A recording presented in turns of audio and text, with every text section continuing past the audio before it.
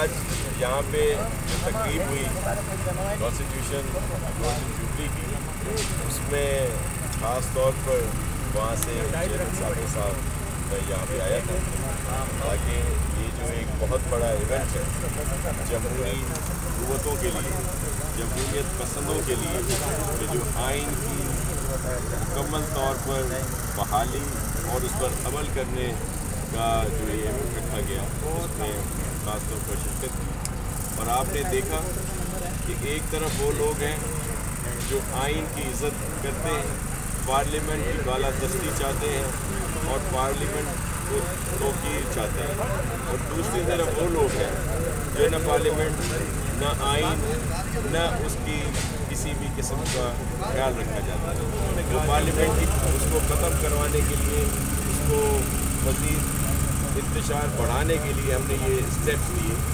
ان کو ہی مکمل کرنے کے لیے جو ایگریمنٹ وہ کر کے گئے ہیں، موجودہ حکومت کو یہ مشکل فیصلے کر رہے ہیں، جس کی وجہ سے میرے جو پاکستانی بہن بھائی ہیں وہ مشکلات میں ان کی اضافہ ہو رہا ہے۔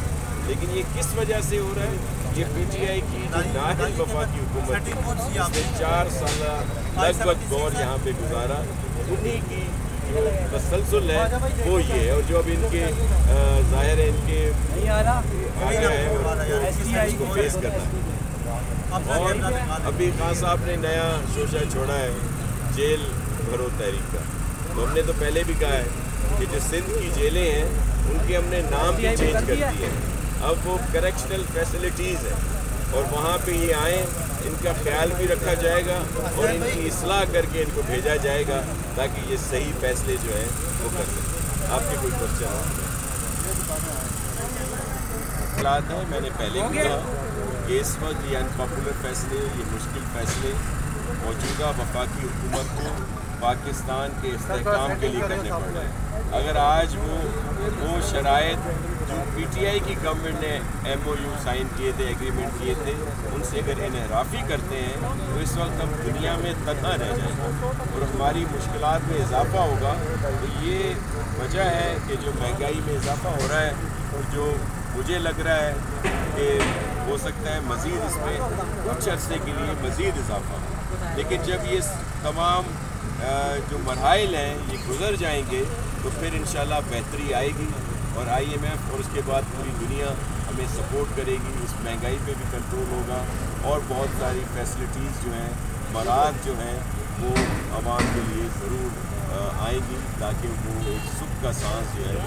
انتخابات کے حوالے سے تھوڑا وضاحت کریں سر کہ پیپلز پارٹی الیکشن لڑ رہی ہے، یہ فائنل فیصلہ ہے کہ پی ڈی ایم کا بھی فیصلہ بھی سامنے ہے؟ جی، پاکستان پیپلز پارٹی ہمیشہ پولیٹیکل پروسیس کا حصہ رہی ہے، اور ہم یہی چاہتے ہیں کہ ہمیشہ الیکشن ہونے چاہیے، اور ان کو ہم فیس کر رہے ہیں۔ اور یہ جو ایک ہوا بنایا ہوا تھا یا ہے پی ٹی آئی کی طرف سے کہ جی سب لوگ الیکشن سے فرار چاہتے ہیں، صرف پی ٹی آئی جو ہے وہ الیکشن چاہتی ہے۔ آپ نے دیکھا کہ سندھ میں ابھی بلدیاتی انتخابات ہوئے، 4 ڈویژن میں پہلے ہو چکے تھے، 2 ڈویژن جن میں انہوں نے بڑی بلند اور بانگ دعوے کیے ہوئے تھے کہ جی ہم سویپ کر دیں گے کراچی میں بھی اور حیدرآباد میں۔ آپ نے دیکھا کیا ہوا وہاں پہ پاکستان پیپلز پارٹی جیت، اور اگر بائی الیکشن ہوئے تھے نیشنل اسمبلی کے تو ہم نے ملیر بھی جیتا، ملتان بھی جیتا، اور اب بھی یہ جو الیکشنز آ رہے ہیں ہم اس میں حصہ لینا چاہتے ہیں، اور اس کے لیے مشاورت جاری ہے، اور مجھے تو یقین ہے کہ اس میں ضرور حصہ لیا جائے۔ اچھا سر، اے بی این سے شاہد قریشی، جیسے آپ نے کہا کہ مہنگائی جو ہے وہ مزید بڑھے گی آئی ایم ایف کے ساتھ معاہدے کے بعد، تو پھر یہ جو پی ڈی ایم ہے الیکشن میں کیسے مقابلہ کرے گی، عوام کو کیسے فیس کرے گی اتنی مہنگائی؟ دیکھیے، میں نے آپ سے کہا کہ مشکل فیصلے ہیں، انپاپولر فیصلے ہیں، لیکن یہ کس وجہ سے کیے جا رہے ہیں؟ کیا یہ اتنا بھی سوچ اور سمجھ نہیں ہے جو اس وقت وفاقی حکومت میں بیٹھے ہیں کہ یہ جو مہنگائی بڑھ رہی ہے اس کا امپیکٹ ان کی سیاست پہ آئے گا؟ لیکن وہ اپنی سیاست کو نہیں کہتے پرائرٹی دے رہے ہیں، وہ ملک کی پرائرٹی کی بات کر رہے ہیں، وہ ملک بچانے کی بات کر رہے ہیں۔ وہ یہ نہیں کہتے کہ ہم اپنی سیاسی ساکھ بچائیں اور کوئی ایسے کر دیں اعلانات جس سے عوام تو خوش ہو جائے لیکن ملک کے لیے مزید مشکلات میں اضافہ کریں تو یہ سنجیدہ قیادت ہے. یہ ملک کے لیے یہ سارا کام کر رہی ہے. تو یہ ساری چیزیں جو اس وقت درپیش ہیں یہ اسی پی ٹی آئی کی نااہل وفاقی حکومت کی وجہ سے. آپ کو یاد ہوگا کہ انہوں نے اپنی گندم سبسڈی کر کے ایکسپورٹ بعد میں مہنگی گندم منگائی گئی. اسی طرح چینی کے ساتھ ہوا. آئل آپ کو یاد ہوگا کہ اور اپنی جو آئل کمپنیز ہیں ان پر پابندی لگائی کہ آپ بھی ان کو نہیں منگا سکتے. ایل این جی میں انہوں نے کیا کیا؟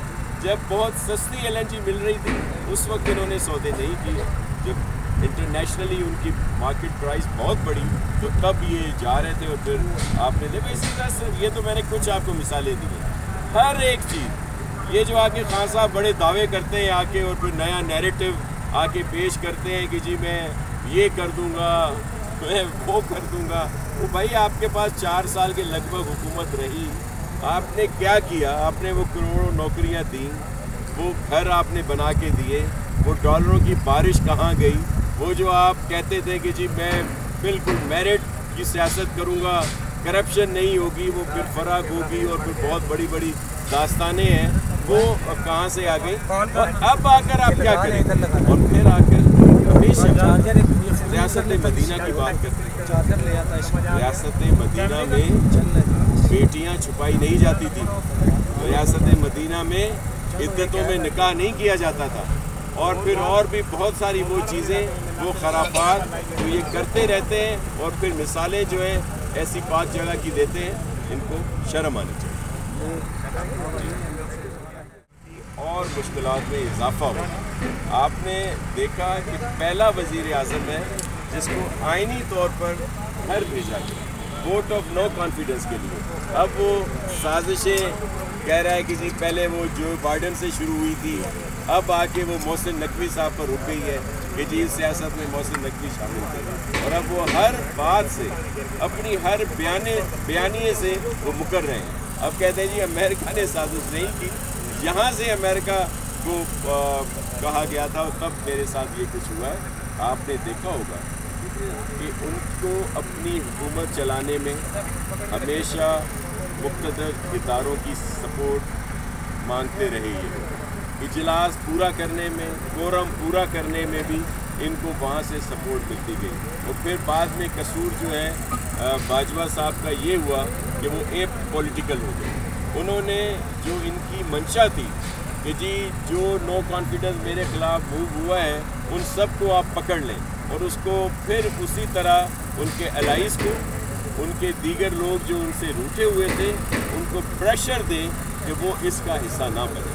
لیکن جب وہ اے پولیٹیکل ہوئے تو جو لوگ سیاسی طور پر ان سے مخالفت رکھتے تھے انہوں نے اس سے علیحدہ ہو گئے.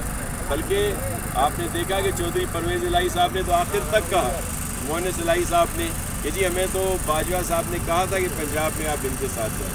ان کو تو آخر تک سپورٹ ملتی رہی لیکن ان کا فیوچر جو ہے وہ بھی نظر نہیں آ رہا. آپ کو پھر یہ پریزیڈنٹ آصف علی زرداری صاحب پر انہوں نے کہا کہ جی مجھے جان سے مارنا چاہتے ہیں. ایسی کوئی سازش نہیں ہے, کوئی ایسی بات نہیں ہے. ہاں یہ ضرور ہے کہ پریزیڈنٹ آصف علی زرداری صاحب نے اپنی سیاسی بصیرت کے ذریعے ان کی سیاسی موت ضرور کر دی ہے. اب آپ کو جب بھی کبھی ذکر ملے گا خان صاحب کا آئندہ آنے والے مستقبل قریب میں تو یہی ملے گا کہ عمران خان کامیاب ترین کرکٹر, عمران خان ناکام ترین پرائم منسٹر.